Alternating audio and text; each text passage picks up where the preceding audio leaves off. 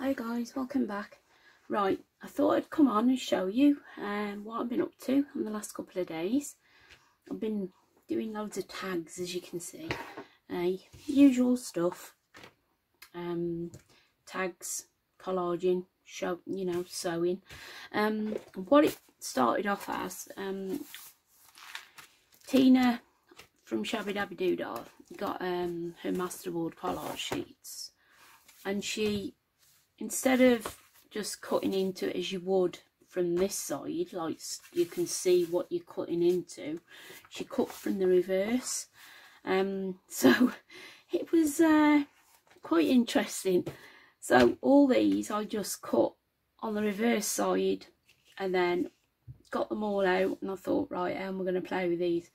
I found the pink ones a lot easier to collage up and to embellish, and the green ones as well. These were fairly easy. I sort of stuck to a bit of a nature theme, apart from that one. She's got a lady on that one, and then florals on this one, you know, fairly simple. I've got lots of stuff like that, but then this one was, it was just butterflies and greys, you know.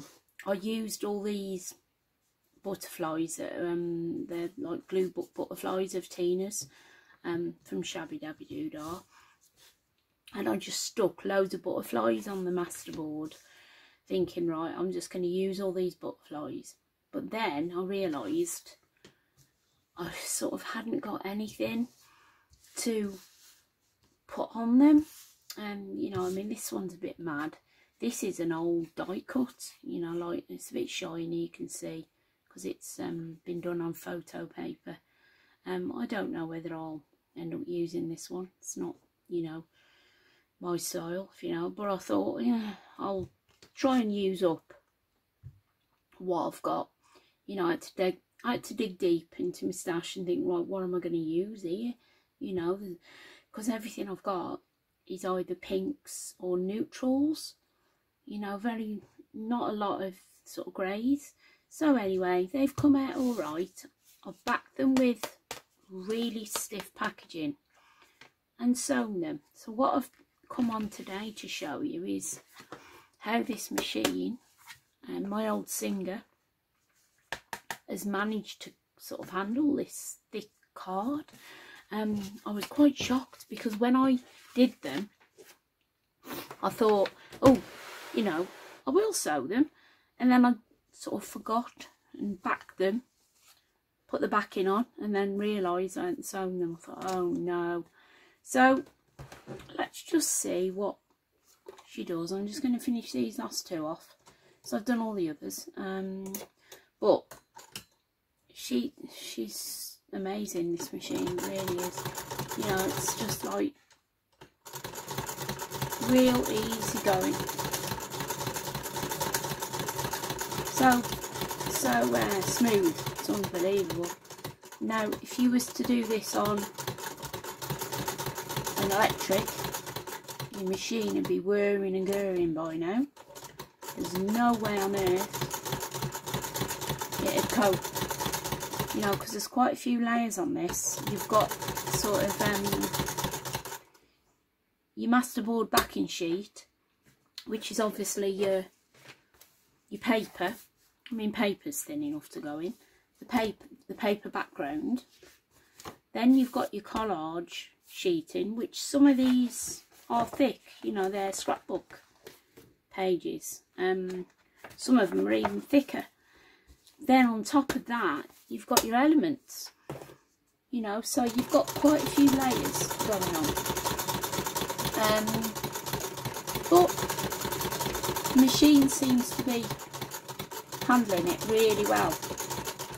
But on the other hand, she don't do zigzag, so if you really want zigzag stitching, you know, you're going to have to use an electric machine. Because, you know, there's no zigzags on these old Singers. They didn't have zigzag back in the day, not 100 years ago.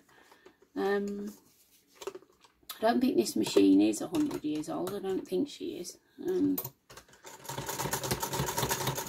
the other machine is.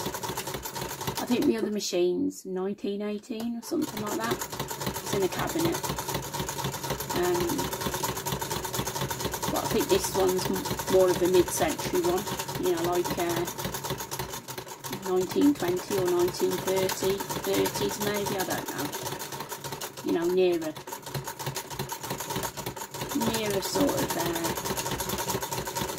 this century rather than last century.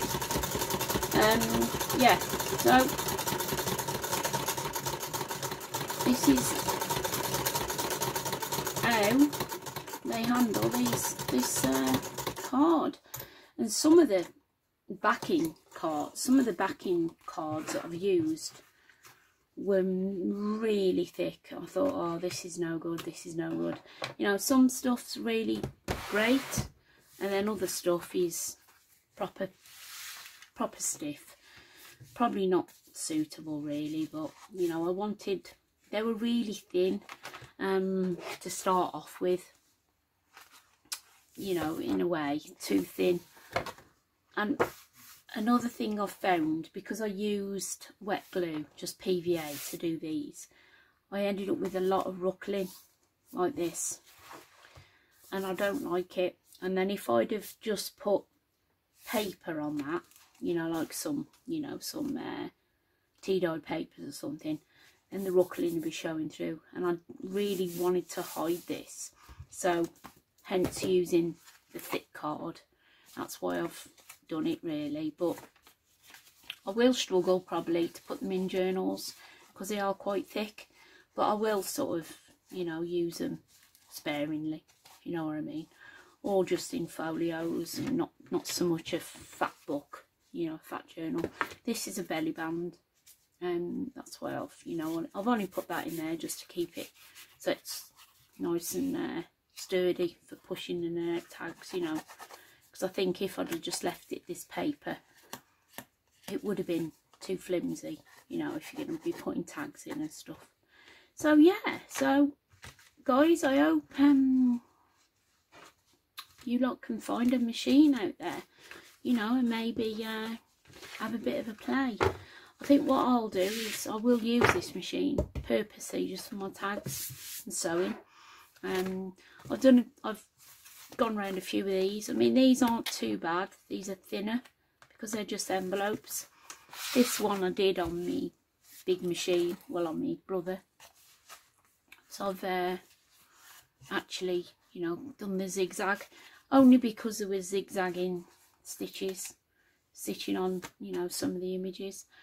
So I thought, well, we'll see how we get on, and I'll just plod on and see what else I can get the machine out for, you know, because I'm doing them all now. I'm doing all my folios, you know. I'm just like thinking, oh yeah, I'll put some stitching on that one, but some of them you know, you can't stitch because I mean, this one will need backing, and then I'll stitch around that. So I'm just working through what I've done, finishing off projects really, which is good because it's helping me clear my clutter. So anyway guys, right, I'm going to sign off now, and I'm going to go through all my stuff and see what I can sew. So anyway, everybody take care, stay safe, and I'll come back to you real soon. Bye.